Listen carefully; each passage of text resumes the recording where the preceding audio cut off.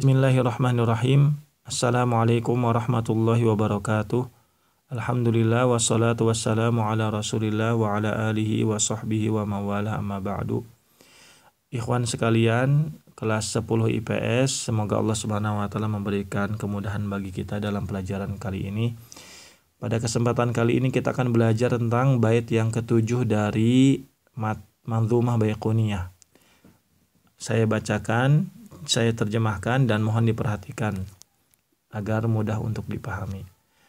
Bunyi baitnya, wa ma udhifa lin nabiyil marfu'u wa ma litabi'an huwal maqtu'u.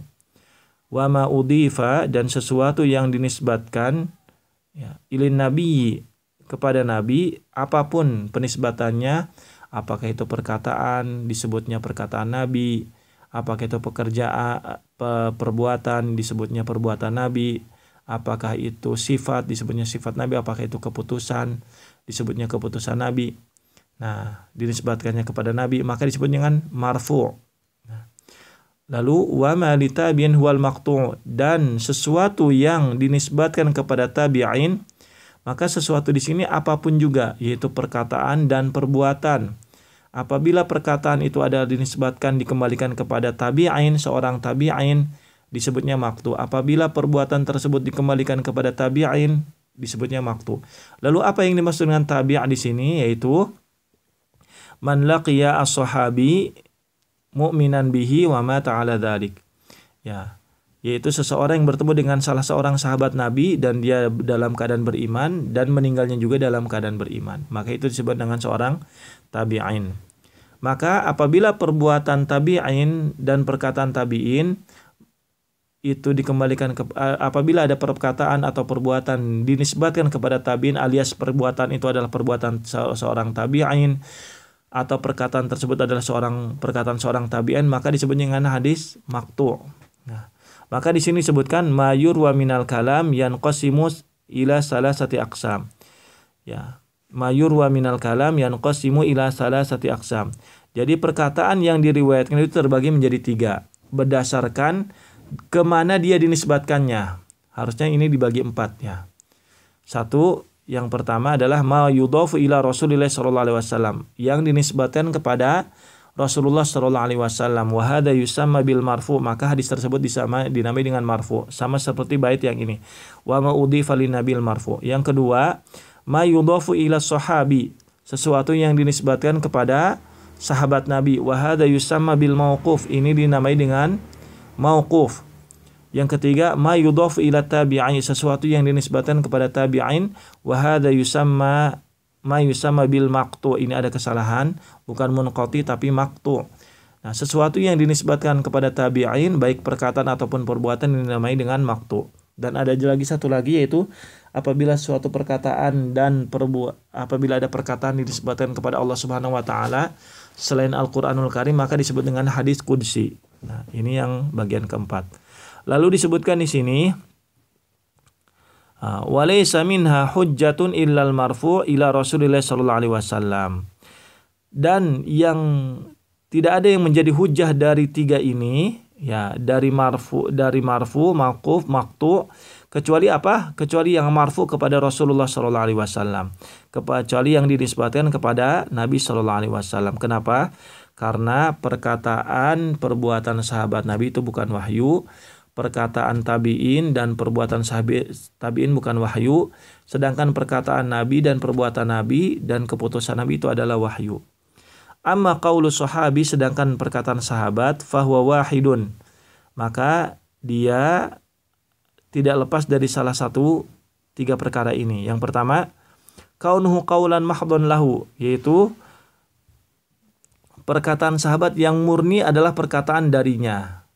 Laisa lahu sanadun min hadis Rasulullah sallallahu alaihi wasallam. Tidak ada sanad dari Rasulullah sallallahu alaihi wasallam. Fahada laisa hujjatan. Maka ini bukan hujjah, li'annahu, atau maka ini tidak bisa dijadikan dalil. Kenapa? Li'annahu ijtihadun lahu, maka ini adalah ijtihad sahabat Nabi. Nah, tapi ijtihad ini bisa menjadi penguat dari dalil. Nah, harus diingat. Tetapi ijtihad sahabat tidak bisa dijadikan dalil secara terpisah atau secara tersendiri.